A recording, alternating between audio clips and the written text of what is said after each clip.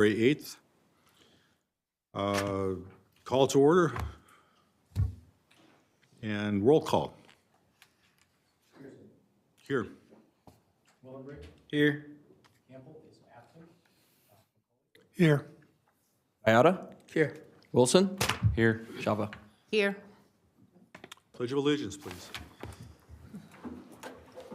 I pledge allegiance to the flag of the United States of America and to the republic for which it stands, one nation, under God, indivisible, with liberty and justice for all.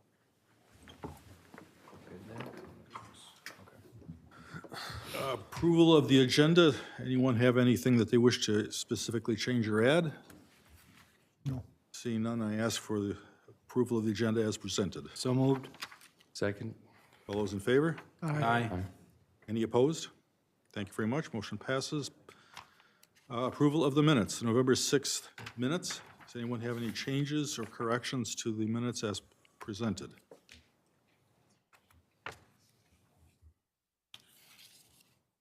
No.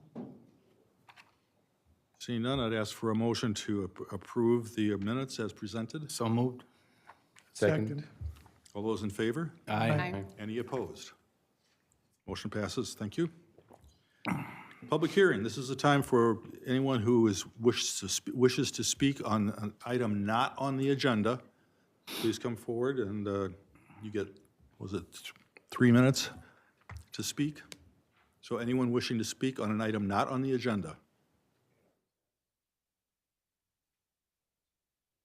Third time, anyone wishing to speak on some topic not on the agenda, please step forward. See none, I close the public hearing. Go to open forum. Mr. Chair, it's one of the same, though. I was wondering why the duplication, but We'll work on that. We'll eliminate the redundancy going forward. okay. Planning Commission review, we have no old business, so we go to election of the commission chair and vice chair. And there is a process where you nominate people to the chair and vice chair position. Once there are no new nominations, someone should make a motion to close the nominations, and it requires a second. The election is using the ballot provided. Board members write in their choice of those nominated, and staff will announce the results. So, nominations. I'd like to make a motion to nominate Board Member Commissioner Dallas Pearson as position of chairperson, and to nominate Board Member Commissioner Tom Willebring as vice chairperson. Any other nominations? Anybody else wish to self-nominate? You can do that. Seeing none, I guess I close nominations. Seeing as there's only one, do you want a vote still by requirements or go by acclamation? Go by acclamation, Chair. I think that would Yeah. be. So Okay, what's the white ballot? I'll take a motion to appoint by acclamation. So moved. Second. All those in favor? Aye. Any opposed? Thank you very much. I guess I will continue as your chair then. Thank you. Thank you both. Next order of business is the public hearing on zoning ordinance amendments. Max, are you doing that? Yes, thank you, Chair and Commissioners, and good evening. Let me just get this pulled up for you. So before you tonight is a number of zoning code amendments.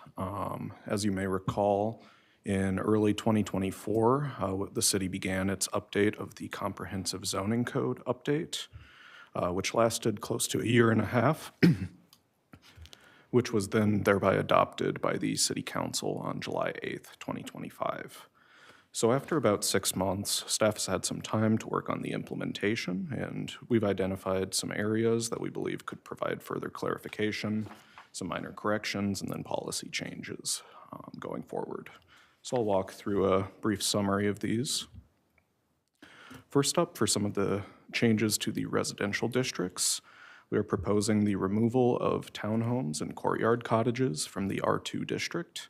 The purpose of this is intended to create a more intentional transition between the R2 district and higher density districts. There are currently no townhomes in the R2 district or courtyard cottages in the R2 district, so no properties would be made non-conforming by this change. Additionally, we're proposing allowing light manufacturing as a principal use in the B2 Business Campus District. As a reminder, the B2 Business Campus District is intended for high visibility, corporate campus and office uses. Currently, most of the parcels are concentrated at the northwest corner of the interchange of 694 and 94.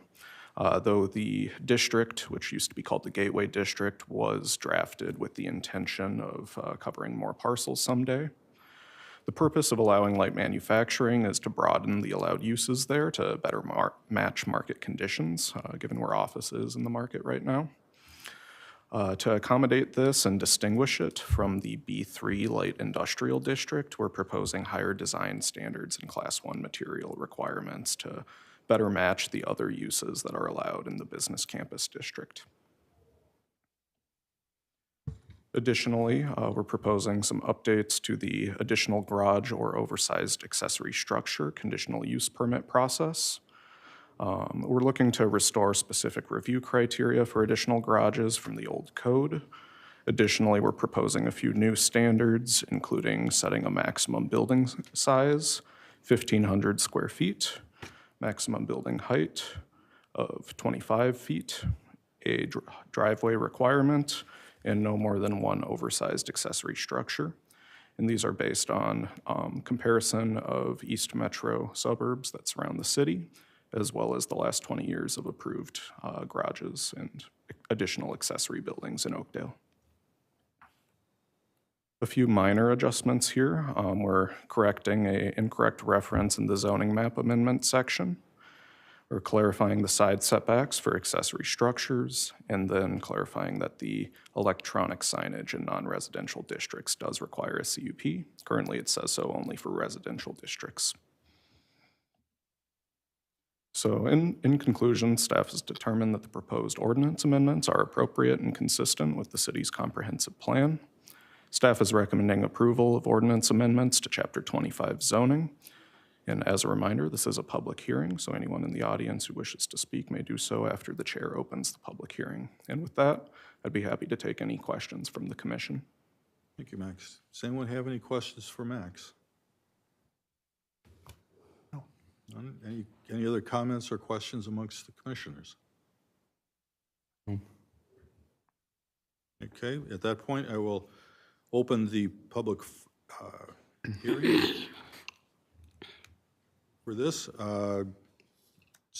Comments and rules of conduct, we allow up to a total of 20 minutes on a topic, and we would like to limit it to 3 minutes per person for discussion. So at this point, I will open the public hearing for comments. Anyone wishing to make comment on this issue, please step forward. Mike Mansfield, 7684 Stillwater Way North. Repeat it once into the microphone. Yep. Mike Mansfield, 7684 Stillwater Way North. Thank you.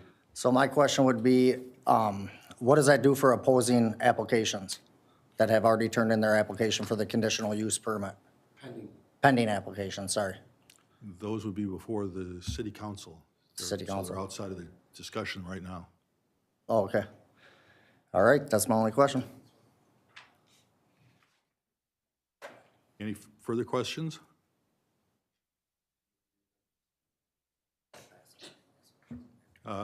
Ask again, is there any further discussion on this public hearing? If not, I'll close the public hearing, bring it back to the commission. Any final comments from anyone? No. Then, as per page 15. I've got one question. Sure. On page 28, the building size. In section 1, you've got not to exceed 1,000 feet. And in section E, you've got not to exceed 1,500 square feet. Are these separate from each other? Is one a garage and one's totally separate from a garage? It's not clear to me. Sure. Commissioner, to elaborate on that, Any single-family property is allowed one garage by right, which may be up to 1,000 square feet without any need for city council approval.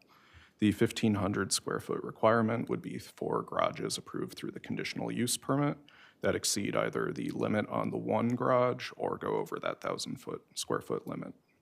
Thank you. Any other questions from anyone? I'll ask one more time. Does anybody else have any questions? Okay. Then I look for, on page 15 is the motion to recommend approval of the ordinance amendments to Chapter 25 zoning. If I could have a motion, please. So moved. Second? All those in favor, say aye. Aye. All those opposed? Motion passes. Thank you. Next topic is the Oakdale City Hall and Police Department expansion and renovation, 1584 Hadley Avenue North, site plan amendment. So thank you, Chair. So over the past several months, the city has been working with a project team consisting of Don Tyson, the city's representative, BKV Group, and Cross Anderson Construction on plans to expand City Hall and the Police Department facility. So as Oakdale continues to grow, the city needs modern facilities and additional space to better serve the community. So the City Hall building and the Police Department building, is on land that is zoned R3, so that's medium-density residential. Government uses are allowed through the conditional use permit process, and there is a valid use permit in effect that was approved way back in 1991. But based on the size of the building expansion, a formal site plan amendment is required, and the city is going through the same process that any developer would go through for a similar type of use. Recall that we went through the same procedures for the new Public Works facility off Granada Avenue a couple years ago. So here on the screen, we have a side-by-side comparison of the existing site layout and the proposed layout. So the existing building, which is shown on the left side of the screen, consists of approximately 17,000 square feet. And then the expansion shown on the right side of the screen, and the expansion area with the red outline there, that's approximately 27,000 square feet. So after the expansion, the total building size would be approximately 44,000 square feet. So for access to the City Hall and Police facility, there are two existing accesses off Hadley Avenue, and both of those will remain. We are proposing, or the project team, the city is proposing a new access off 15th Street that would function as the primary entrance for the public looking to do business at City Hall or the Police Department. In terms of the building itself, the expansion would extend just a little bit further south than where the building is right now. But that would have an 85-foot setback from the southern property line along 15th Street. The building is not proposed to be expanded further east, and the approximately 60-foot setback from the east property line will be maintained there. So as mentioned, the two accesses off Hadley Avenue will remain. The north access will be the entryway for the public who want to use the park, Walton Park, and that area will maintain 127 parking spaces, including 5 ADA parking spaces. So the south access will be restricted to city staff and police vehicles only. There will be a gated system here to control the access. Right here where my cursor is, probably where you parked this evening, that area will be 38 staff parking spaces and 4 ADA spaces. There will also be 29 secure surface parking spaces for police vehicles along the north side of the facility, the new expansion area. Additionally, police vehicles will be kept indoors within the expansion area here on the north side of the building. The new access off 15th Street, again, primarily for the public to enter City Hall and the Police Department, that will have 49 parking spaces, including 2 ADA spaces. I would like to note that engineering staff reviewed the new access off 15th Street, and they determined that the projected volume of traffic does not trigger the need for turn lanes. So the overall number of parking spaces located in this portion of Walton Park, so the southeast portion where we are, that will be reduced from 281 to 243. However, the total number of proposed spaces, not only it meets, but also it exceeds the city's zoning requirements, which are just a minimum of 110 parking spaces. By and large, the existing parking spaces in this area remain pretty underutilized with a few exceptions throughout the year, Summerfest, think softball tournaments. Additionally, the other parking facilities throughout Walton Park will remain. So just to give you a rough idea of how many spaces there are elsewhere in Walton Park, I think I estimated well over 300 spaces. Any questions before I move on?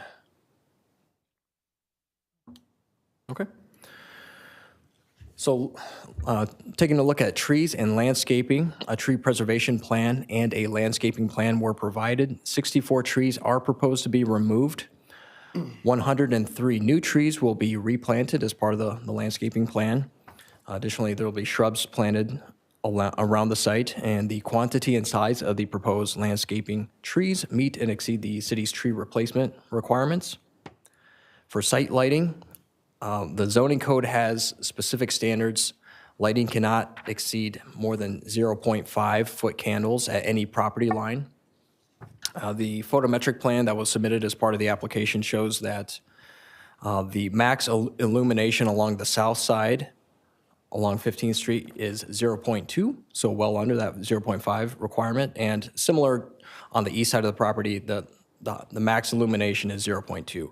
So the project team did a really good job in terms of minimizing the light impact to the residents on the south side of 15th Street, who would be the most affected by this expansion. For stormwater runoff, that will be managed by a detention basin located on the west side of the building, so that would be brand new.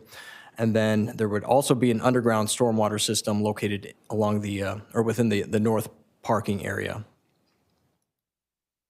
So the next few slides are elevations and renderings, which the project team would be able to talk through them better than I can. But there are a few other items I just want to touch on before I conclude. Back to the landscaping for a Yes, moment. yeah. Are you moving the police memorial? The Veterans Memorial. Veterans, yeah, right outside there. Yep, well, there's a couple of memorials out there. But yes, I'm looking at the project team, they'll probably be able to explain that a little bit better. And there's some renderings that we'll show in just a moment. I think it'll give you an idea of where those locations will be. So, any other questions at this time? Just a thought on the no turning lanes for the south parking lot. Because there's a turning lane coming into the east parking lot right now, correct? Just on, what is that? Is that Hadley? On the northbound. Oh, northbound. Okay. I'm just thinking like a parking lot in that location, it's going to cause more traffic that way. So I'm just thinking, why not add a turning lane? I mean, for just future down the line, I'm like, we're adding a parking lot, a turning lane makes sense to me in case like maybe that the 15th light gets backed up and that kind of thing. So just initial thoughts. For that question, Commissioner, I might have to defer to the project team. I don't know if you'd like to address it right now, or otherwise we can keep rolling, so. Yeah. Good evening. I'm Don Tyson. I'm owner's representative for the city on this project. So Commissioner, is your question about a left turn lane into the parking lot or exiting? Left turn lane, yes. Yeah. So we work with the city engineer on this, and as you heard Luke say, the volume of folks that are going to use that entrance didn't feel that it warranted an additional turn lane. The other thing that could happen is if you start building a turn lane, you're going to see two turn lanes coming together left in there, and that's probably going to cause more confusion. You could have somebody coming into the turn lane and people think they're going to turn into this parking lot, but actually they're going all the way up to Hadley and turn because they're so close. So we did push the entrance as far as we could to the west so we don't interfere with that turn lane at Hadley. And that was the primary concern there, is not to interfere with that turn lane. Oh, okay, got it. Thank you. Okay. That turn lane that exists goes into what's going to become the city staff parking lot, but the parking lot, no turn lane for that? Commissioner, so Hadley will be revised, so the turn lane that's going into that south entrance now that's out there, that'll get relocated to the north to the entrance. So there will be some shifts on Hadley, but 15th Street turn lane won't change. Okay.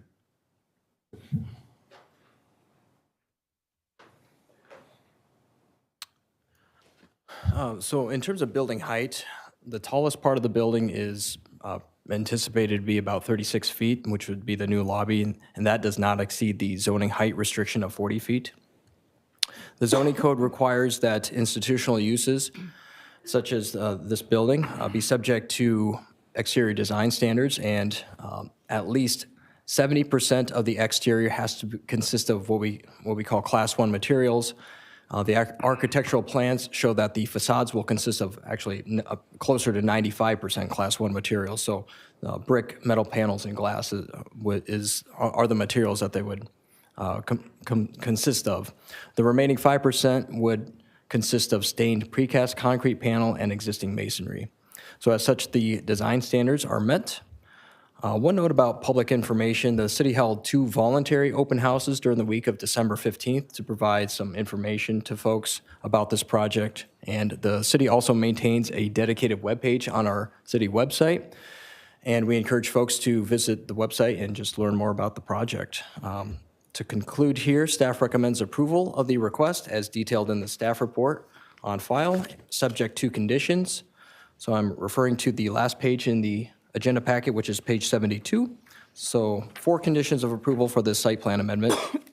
Number 1 is that the project team provide additional details on methods of screening for any rooftop utilities. Number 2, add a roof to the external trash enclosure area. Number 3, obtain approval of the site civil construction plans by the city engineer. And number 4, obtain permits and approvals from the Ramsey, Washington Metro Watershed District for stormwater provisions. Now, with that, I'd be happy to answer questions. Otherwise, if the commission would like the project team to walk through the elevations and renderings, and also they could discuss a little bit about the construction timelines, they are available to do so. Thank you. Thank you. Commissioners, any questions for this? Would you like to go into the timeline? I have a question. Sure. Thank you, Luke. Is there a requirement for glazing in terms of windows and door openings? That's my first question. The second would be, is there a requirement for rooftop equipment to sort of blend in with the environment? And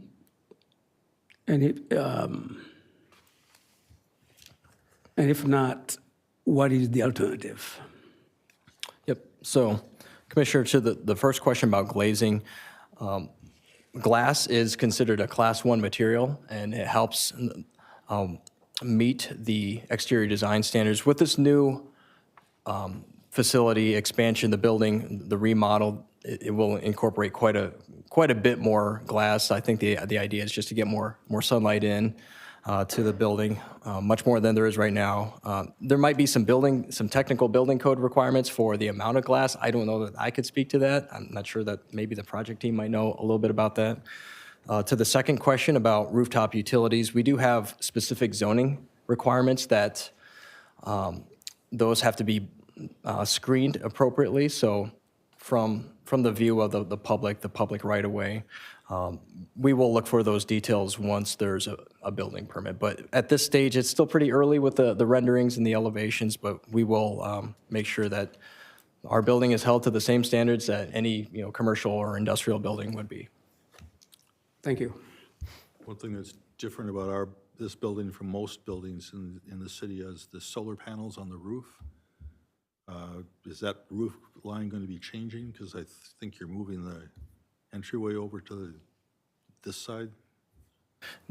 So, Chair, the solar panels are actually gone from the building, but in terms of the adjustments to the roof line, I think you'll have a better idea once we run through the elevations and renderings. Okay.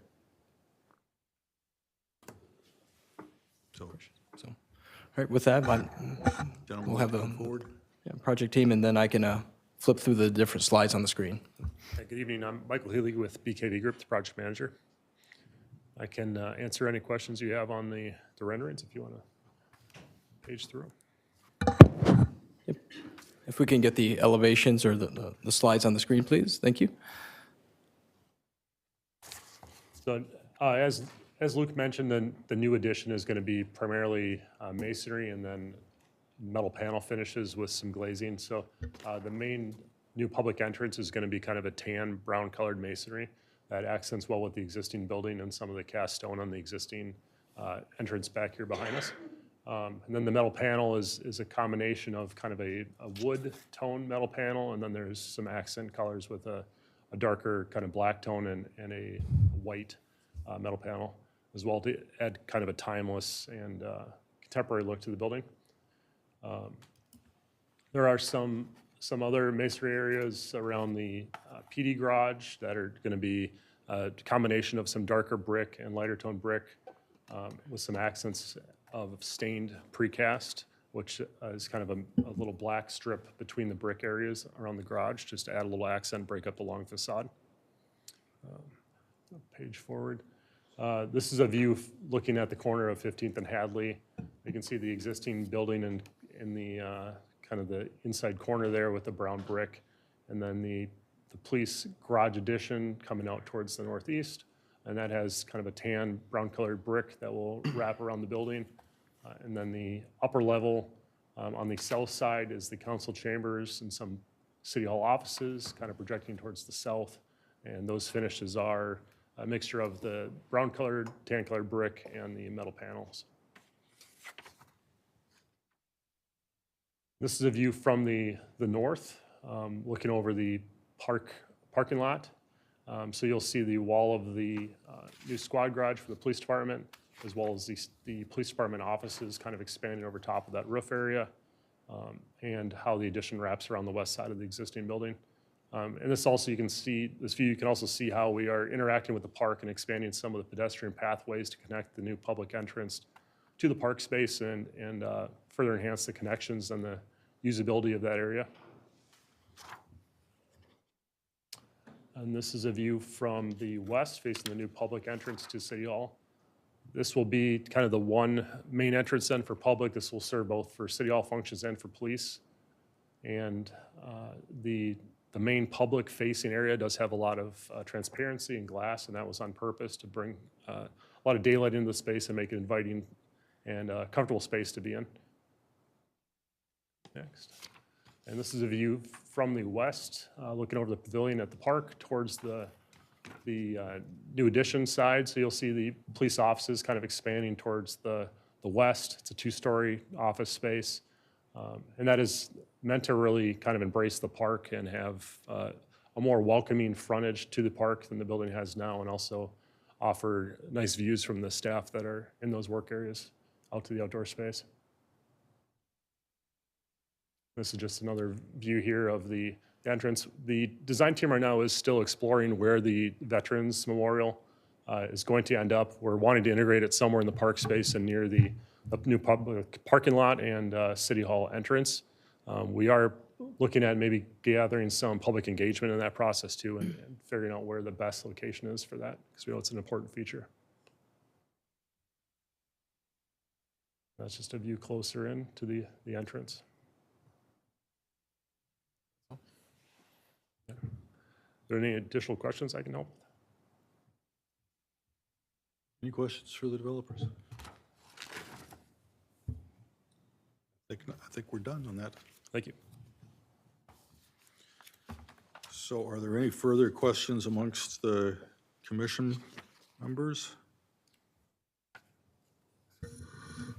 I'm just wondering, I have a question. Sure. The playground, the existing playground, will it be impacted at all by this expansion? No, Commissioner, so the existing park amenities will not be removed or reduced as part of the building expansion. As the project team had mentioned, that the one thing that might be an advantage to the park is just the additional pedestrian connections from the park to the new City Hall and police facility. This is maybe a silly question. Does the address change now? I hope not. Well, no, I mean, because you're going from Hadley Avenue to 15th Street. Yeah. Or it's just more of a, kind of a question. Yeah, Commissioner, great question. The address will not change. We worked with the building official. Apparently, this is typical when we have, there's a corner lot or corner development, so the address will stay the same. All right, thank you.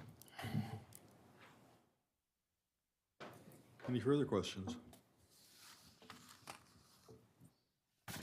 If not, then on page 57 is a motion to recommend approval of the site plan amendment for the City Hall and Police Department facility expansion at 1584 Hadley Avenue North. So moved. Second. All those in favor? Aye. Any opposed? Motion passes. Thank you.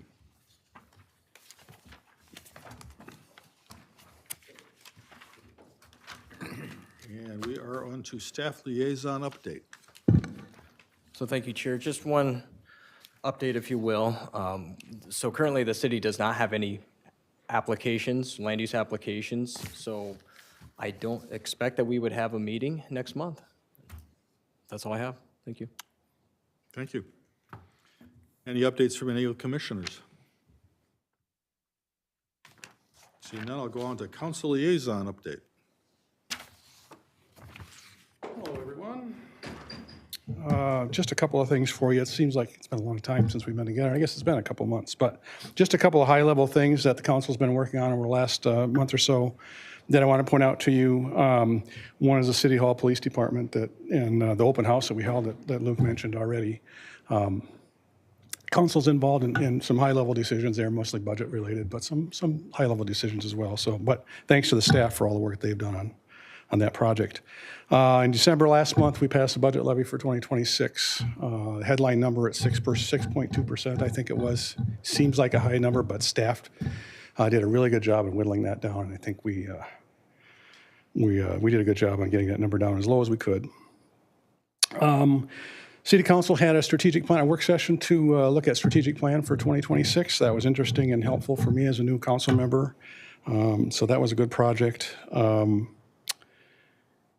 And I would mention, due to the retirement of our city administrator, that we are kicking off the search for a new city administrator here very soon. So that will be a long process and a pretty in-depth process. Lastly, I just want to say thank you to this commission for your knowledge as a new council member, for your knowledge, your experience, your willingness to take on and deliberate on some controversial projects. And to make recommendations to the council. It's very helpful to us. So thank you for your willingness to serve. Very, very much appreciated. Any questions for me? Seeing none, we thank you. Great, thank you. At that point, I ask for a motion to adjourn. So moved. Second. All those in favor? Aye. Any opposed? We stand adjourned.